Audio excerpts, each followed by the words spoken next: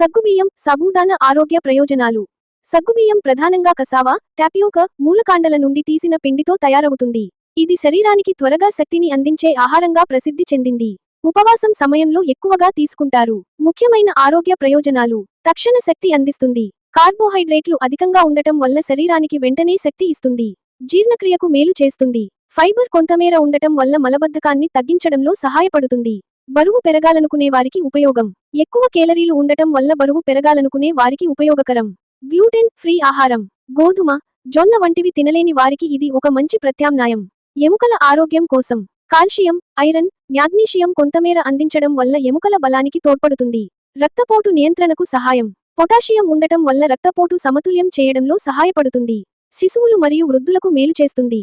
సులభంగా జీర్ణమయ్యే ఆహారం కావడంతో చిన్న పిల్లలు, వృద్ధులు తీసుకోవచ్చు.